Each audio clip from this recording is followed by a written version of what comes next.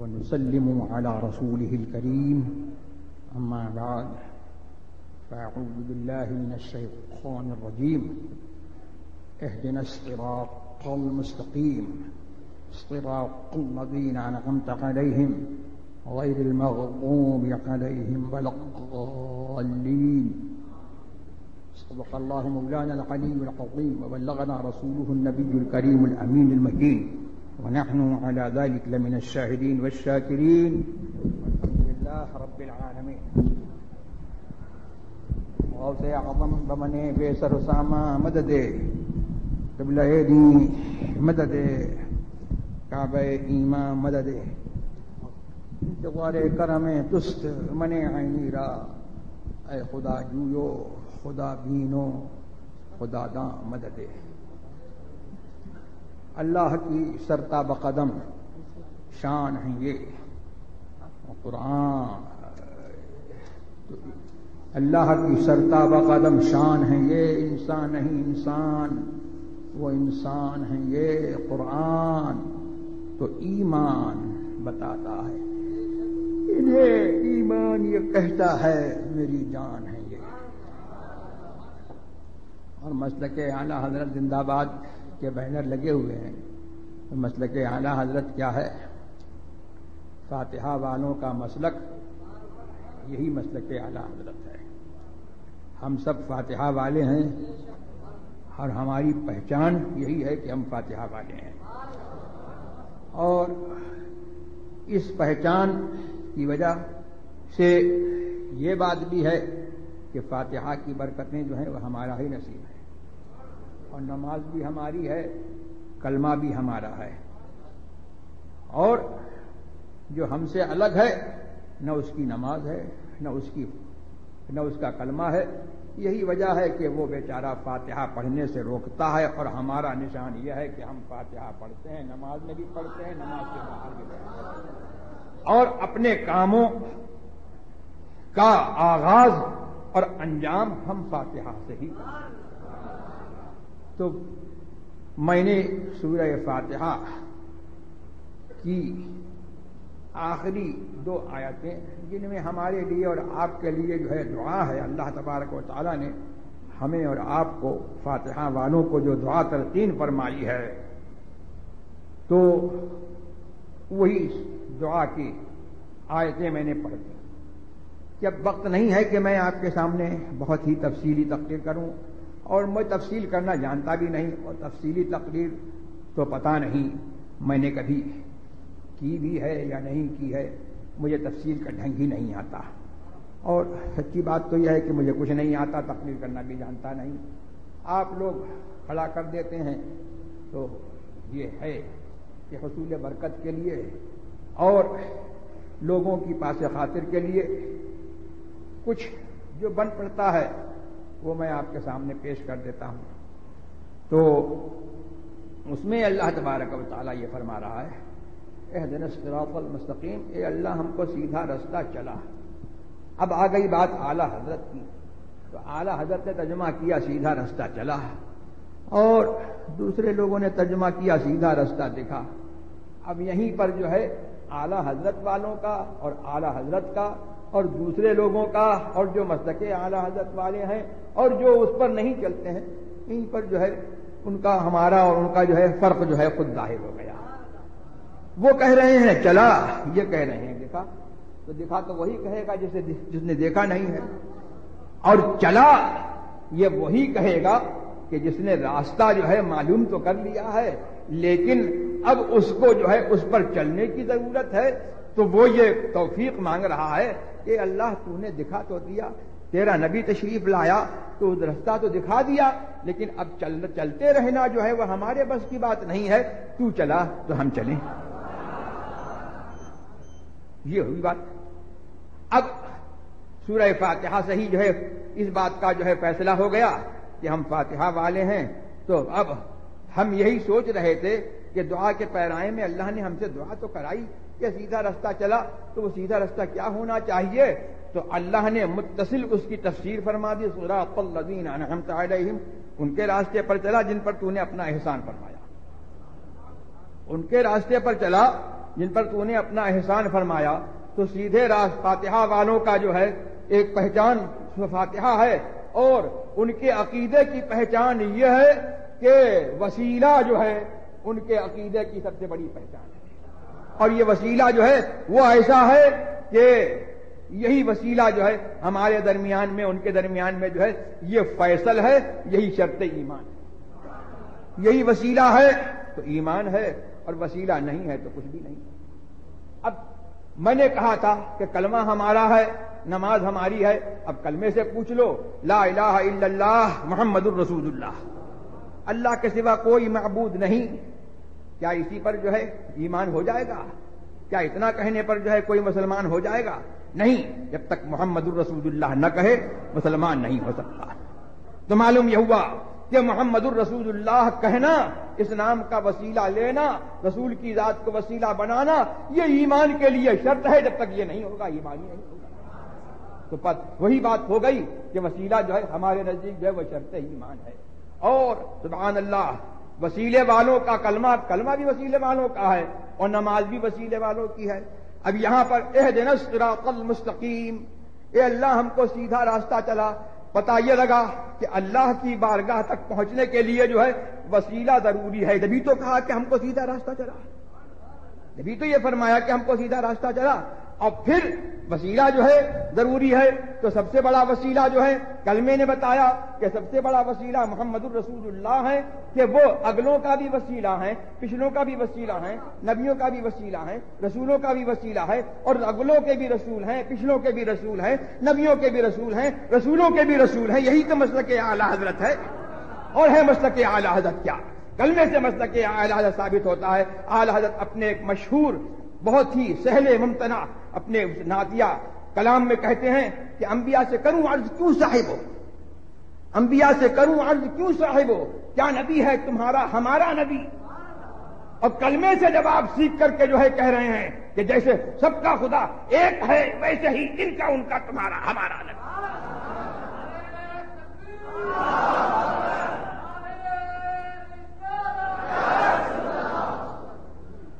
اب یہ تو اہدنا الصراط المستقیم نے بتایا کہ اللہ ہم کو سیدھا راستہ چلا، مطلب یہ ہوا کہ تجھ تک پہنچنے کے لیے جو ہے وسیلے کی ضرورت ہے۔ اب تو ہی بتا دے کہ تجھ تک وسیلہ کون ہے۔ فرمایا صراط الذین انعمت علیہم، میں نے جن پر اپنا احسان فرمایا ہے ان کا دامن تھام لو، ان کے روش اختیار کر لو، وہ جو کر رہے ہیں تم کرو، مجھ تک پہنچ جاؤ۔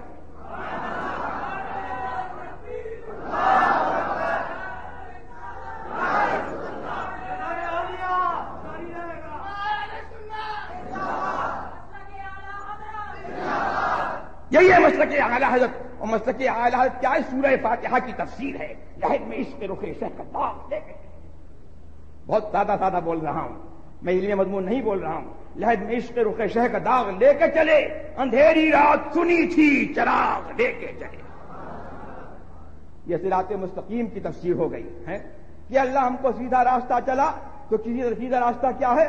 رسول کی محبت، رسول کی محبت کا وسیلہ یہ اللہ تک پہنچانے والا راستہ ہے۔ تو یہ کس کو ملتا ہے؟ سب کو مل جاتا ہے؟ نہیں، تیرے غلاموں کا نقش قدم ہے راہ خدا، وہ کیا بھٹک سکے جو یہ سراغ لے کے چلے، جو غوث اعظم کا دامن تھام لے گا، جو خواجہ غریب نواز کا دامن تھام لے گا، جو ان اولیاء کرام کا نیاز مند ہوگا، اور جو فاتحہ والا ہوگا، اس کو رسول کی محبت ملے گی، اور جس کو رسول کی محبت ملے گی اس کو خدا ملے گی۔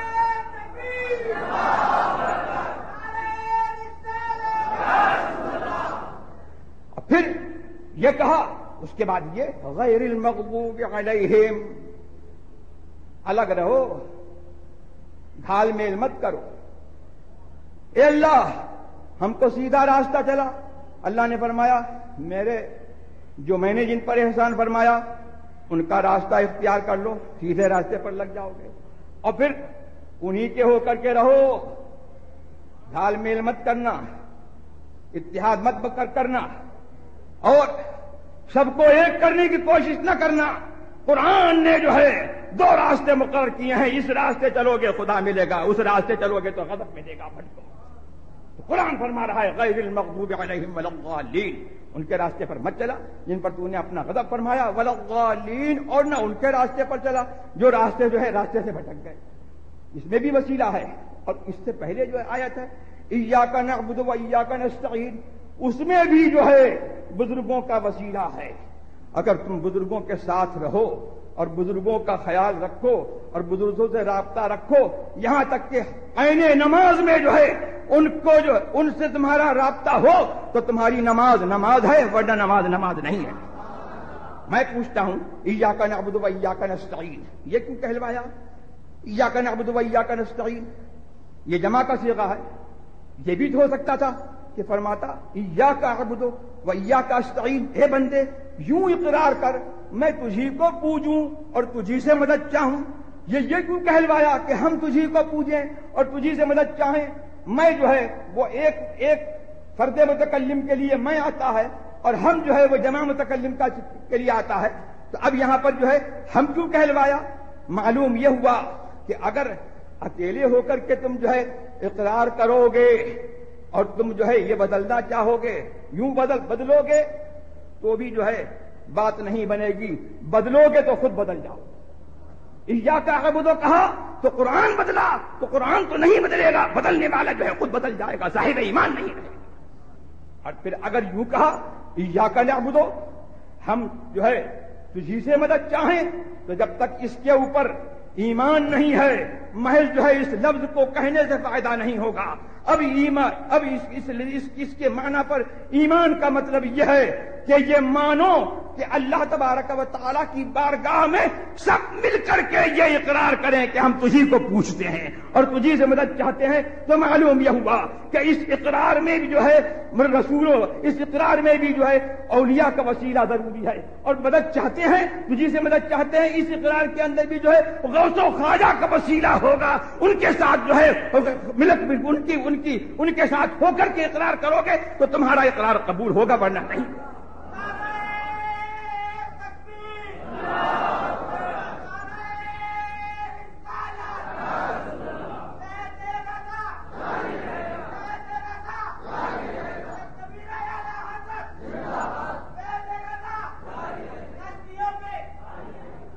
اس سے کیا پتہ لگا کہ نماز ہو یا مومن کی زندگی کا کوئی گوشہ ہو، قرآن ہم کو یہ بتاتا ہے کہ نیکوں کا مت بھولو، اور جو ہمارے بارگاہ کے مقرب ہیں ان کو مت بھولو، ان کے ساتھ رہو، ان کو یاد رکھو، یہاں تک کہ حالت نماز میں جو ہے ان کو یاد رکھو۔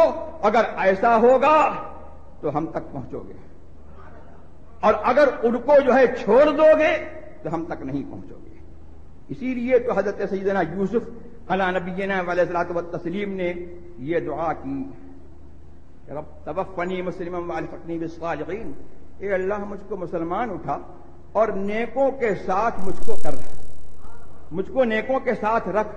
تو کیا پتہ لگا، سبحان اللہ، جو مسلک اعلی حضرت ہے اس مسلک اعلی حضرت کی ایک ایک چیز پر قرآن کی رجسٹری ہے۔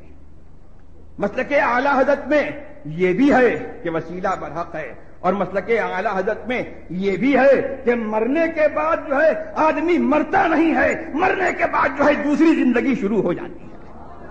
تو یہاں پر جو ہے اس آیت کریمہ میں کیا ہے، توفنی مسلمن، اے اللہ مجھ کو مسلمان اٹھا، والحقنی بالصالحین، اور میری وفات کے بعد، میری موت کے بعد مجھ کو نیکوں کے ساتھ رکھ۔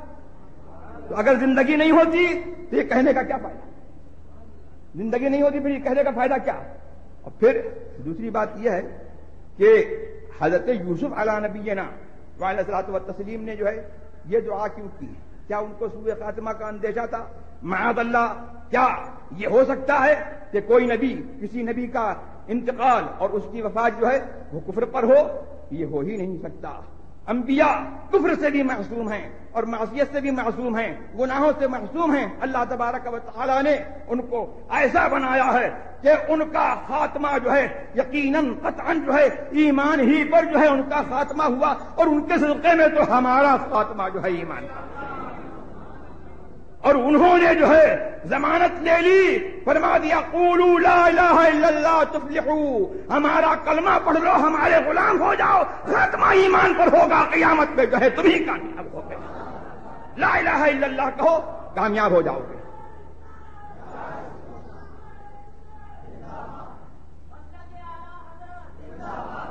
تو کیوں پھر یہ کیوں کی وہ دعا یوسف علیہ السلام نے؟ یہ دعا یوسف علیہ السلام نے جو ہے پریکٹیکلی جو ہے ہمارے لیے اور آپ کے لیے جو ہے امت کو تعلیم کے لیے دعا کی کہ ہم معصوم ہوتے ہوئے یہ دعا کر رہے ہیں، تو اس میں تمہارے لیے لمحہ فکریہ ہے کہ تم اپنے ہر گوشے میں، زندگی کے ہر لمحے میں یہ کوشش کرو کہ نیکوں کے ساتھ رہو اور نیکوں کی روش اختیار کرو، نیکوں کا طرز اختیار کرو، نیکوں کا لباس اختیار کرو اور نیکوں کی گفتار اختیار کرو، نیکوں کی رفتار اختیار کرو، نیکوں کی چال ڈھال اختیار کرو اور نیک بننے کی کوشش کرو۔ اگر خود نیک نہیں ہو تو ان جیسے جو ہے بننے کی کوشش کرو کہ کبھی ہو سکتا ہے کہ ان جیسے ہو جاؤ، اور اگر یہی نہیں، یہ بھی نہیں ہے تو ان سے جو ہے محبت رکھو، خاتمہ انشاءاللہ ایمان پر۔ یہی مسلک اعلی حضرت ہے، ہمارا خاتمہ، رضا کا خاتمہ بالخیر ہوگا، تیری رحمت اگر شامل ہے یا آقا۔ اور ان کے وسیلے سے ہم کہتے ہیں کہ ہمارا خاتمہ بالخیر ہوگا، تیری رحمت اگر شامل ہے یا آقا۔